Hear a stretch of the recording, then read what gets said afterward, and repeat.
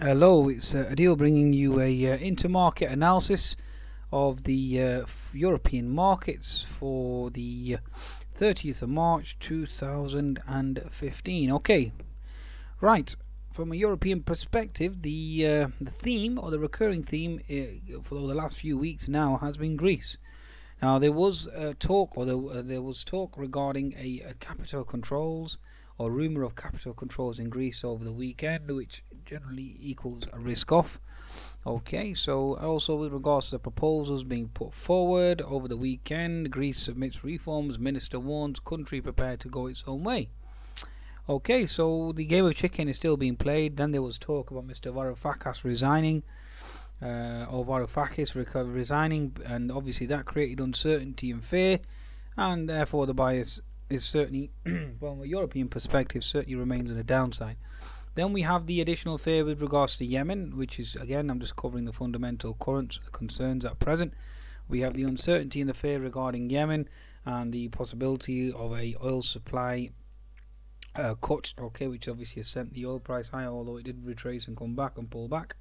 Okay, so that certainly remains a concern, obviously, with the Saudis and the Yemenis.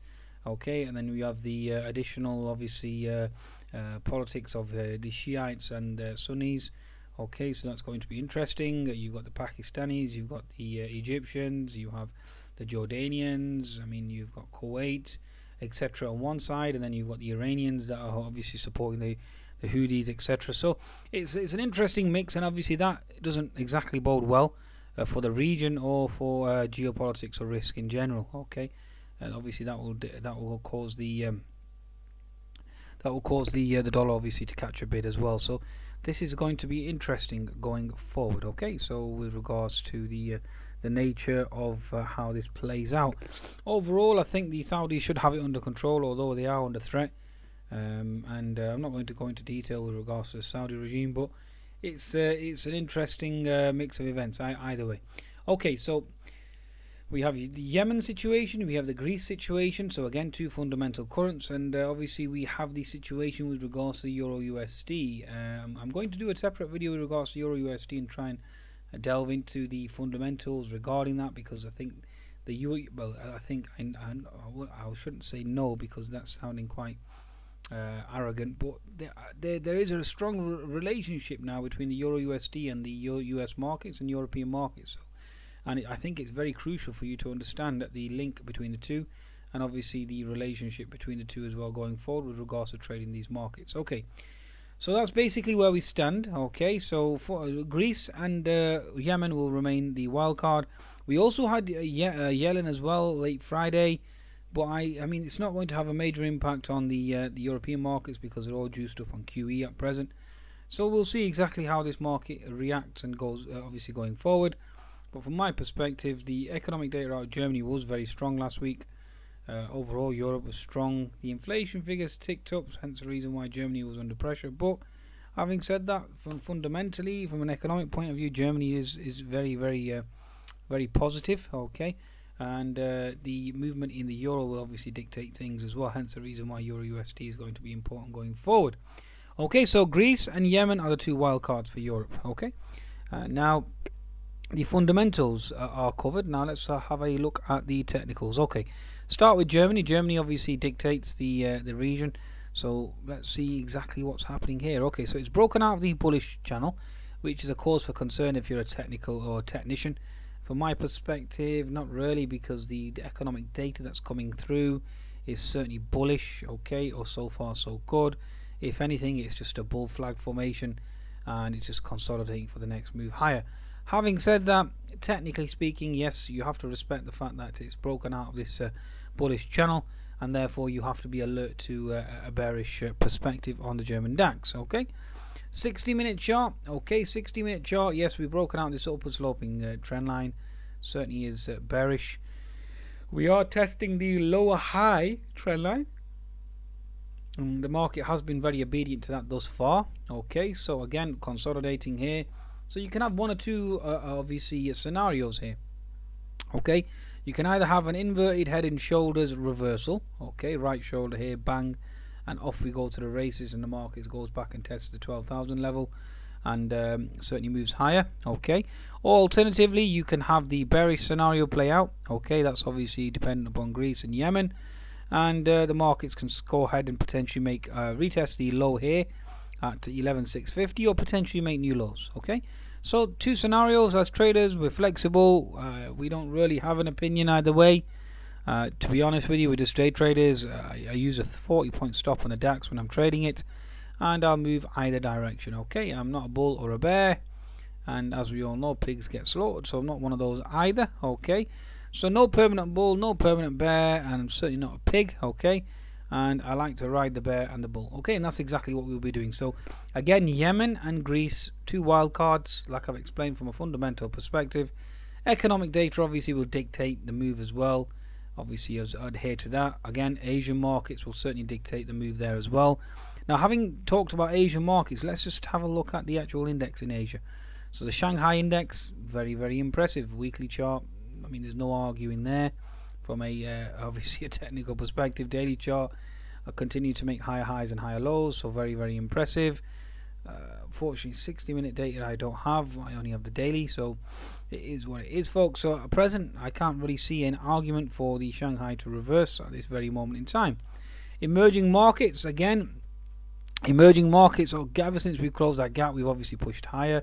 Given the fact that Miss Yellen now is talking down a potential increase or consistent increase in cuts and remaining relatively dovish from my perspective, hence the reason why the US markets rallied. This is interesting going forward. We do have a potential and a possibility for an inverted head and shoulders, especially given the fact that we've closed that gap. So certainly watch this space with regards to the emerging markets. This could be the next move higher led by emerging markets, because we do have an unfilled gap up here and an unfilled gap up here as well. What's interesting, and this is something that I'll show you from an intermarket analysis perspective, which goes in concert with the inverted head and shoulders in the emerging markets, and obviously a potential move higher in the FTSE 100 as well. And I think everybody should be observing this on their charts, is the Aussie USD. Okay, and this is an interesting scenario here. We have an inverted head and shoulders formation.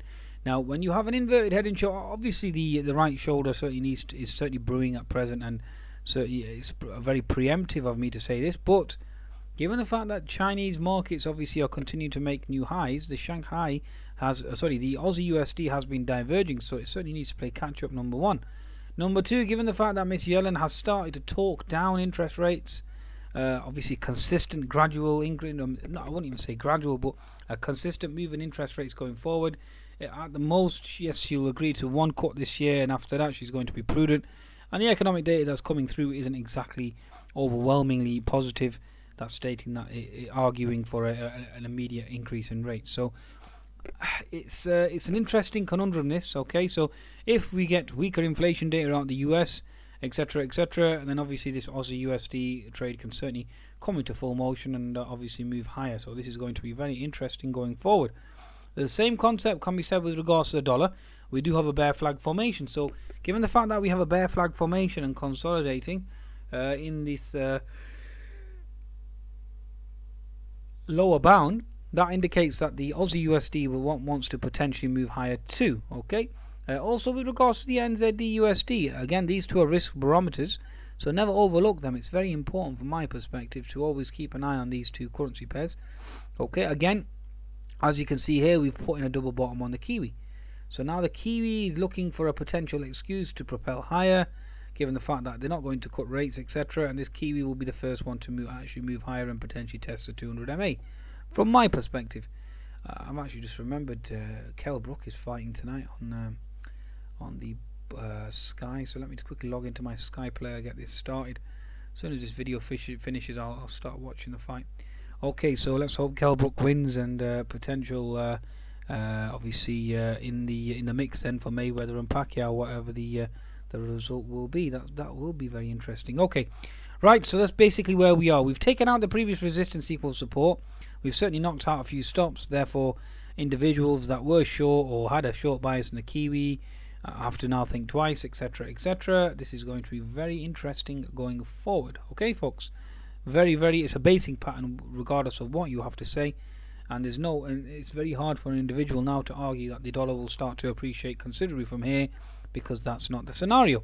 What another interesting fact as well with regards to the dollar, because remember, if you can work out the Euro USD pattern, you can work out the actual move in these markets. Full stop. Okay. Now let me just see if I can bring up USD CAD. 1 second. Yeah. Should have done that. Okay, don't matter. Okay, that's fine. So USD CAD. No, it's not USD CAD. It's USD CHF. 1 second. This is interesting. 1 second. USD CHF. And this was the clue that I had going into the Yellen. 1 second. Okay, so this is basically where we are. We went back to revisit the crime scene, obviously USD CHF incident, the debacle. Everybody knows exactly what happened there. Created a lot of widows, call it what you want, okay. And basically we had, especially those that were exposed to poor risk and money management. And either way, although having said that, that's not exactly correct either, because even those that did have good risk and money management, even they were, unfortunately, they suffered too. Okay, so basically we have this scenario here where you have a double top on the USD CHF. We've revisited the crime scene, and the dollar obviously has fallen quite substantially ever since. Therefore, we are looking for a potential move or thrust lower.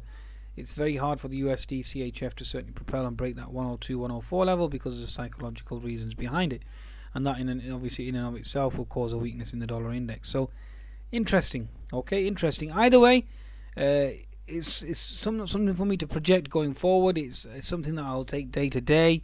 I will be prudent as well in terms of obviously monetary policy, in terms of obviously Fed speakers, etc., and ECB speakers.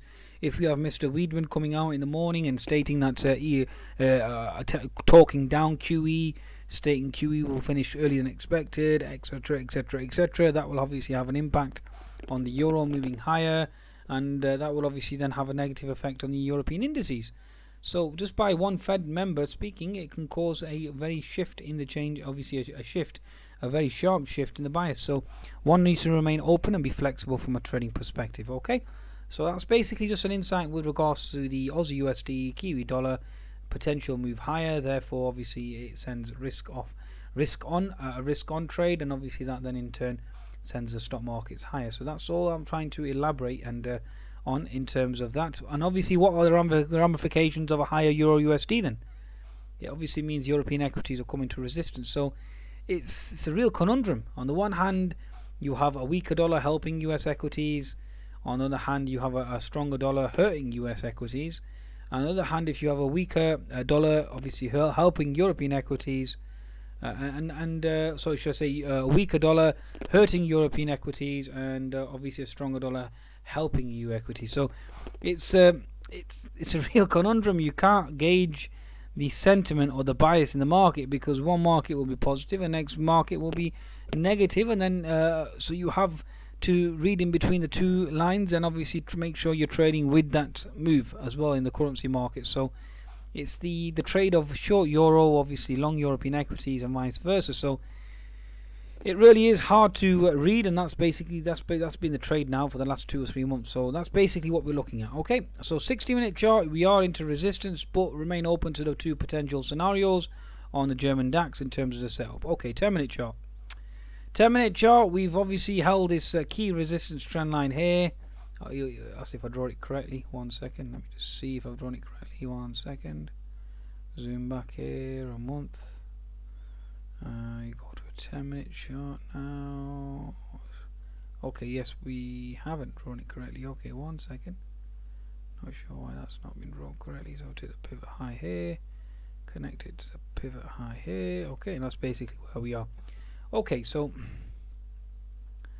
looking at this here, drawing my gap levels. Okay, just quickly drawing any levels that I can spot that are of any importance to me at this very moment in time. Only one that we have was there, that's no longer valid. We have this one here. Okie dokie, that's all we have at the moment. Try and connect this two together. Okay, we'll keep that for now. and basically abracadabra, that's basically where we are. Okay, 10-minute chart at present. Okay, so you have support here, horizontal support here, which is obviously holding, and you are looking for a potential symmetrical wedge pattern here, looking for a potential break higher from my perspective. Okay, from my perspective. Okay, get rid of this. Okay, so you're looking at a move higher potentially if the Greece situation, Yemen situation resolved. If they're not resolved, then the situation remains lower, lower, lower, testing the 11,650 region, and then we'll see exactly what happens there. So again, two scenarios, and it's all down to fundamentals, okay, from a German perspective. Right, so the German DAX certainly remains into resistance, and that certainly is a cause for concern. As you can see, my US market analysis, the inverted head and shoulders formations were triggering or obviously requesting for a potential move higher, which means only one thing, okay, that the dollar obviously will start to potentially come into resistance in the market, reverse in the opposite direction. Okay, so the next chart, bear with me 1 second, my daughter wants to come in.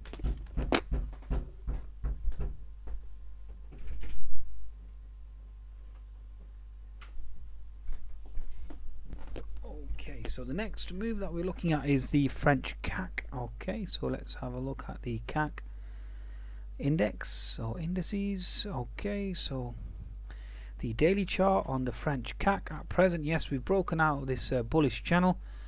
We've put in a bottoming tail. We're trying to recapture it or potentially retest that.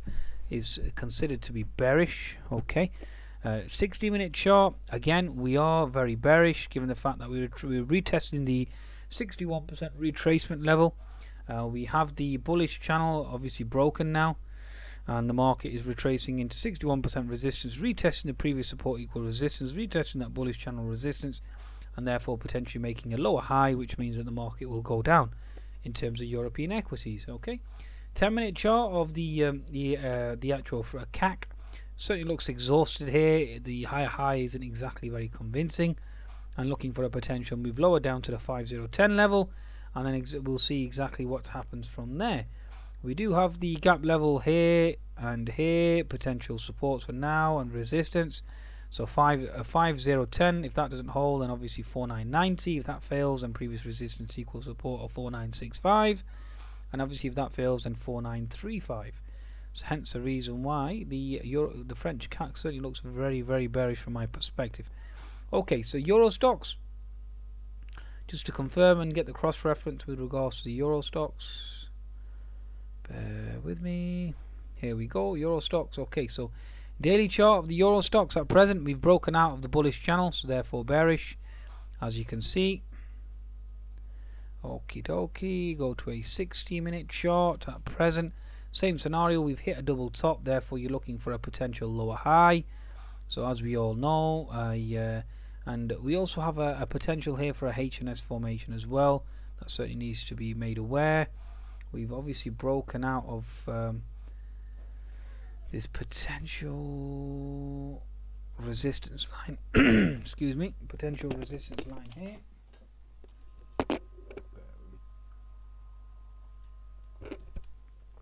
Okay, so we've broken out this obviously a rising contracting wedge, or rising wedge, call it what you want, ascending wedge. Okay, it's a fib 61% that's holding. Obviously you've got a topping tail there as well to confirm. The moving average momentum is lower with the 20 MA below the 50 MA. This looks like a lower high, and obviously looking to test the lows again at 3620. You do have support here, although very feeble because it failed last time. We are holding this support for now, which is obviously around the 3630 level. Okay, so double top certainly is in for the Euro stocks 50. Okay, 10-minute chart, again we are in this symmetrical wedge type pattern. Certainly looks very vulnerable given the fact that we failed to make higher highs and potentially going to test the lower region. So if we do break below the 3660 level, then you're looking at 3645, and then obviously you've got this base here that's been built at 3620 in the interim. That's basically what we're observing for now. Okay, so European stocks, as you can see, very bearish, and from my perspective, given the fact that you had the stronger inflation data out of Germany, you have the uncertainty regarding Yellen, and adding the fact that you also, I would say uncertainty, but stroke obviously dovish, which means a weaker dollar, which means a stronger euro, and a stronger euro is negative for equities. Adding the fact that you've got Greece, obviously uncertainty, and then we have the uncertainty regarding Yemen, and all these factors together, given also we have rumours of capital controls and Mr. Varoufakis potentially resigning, which means political uncertainty, etc. So therefore, there's a lot of headwinds for European equities, and therefore I'm concluding that the bias, it remains bearish. Okay folks, risk on, risk off, wax on, wax off. Goodbye now.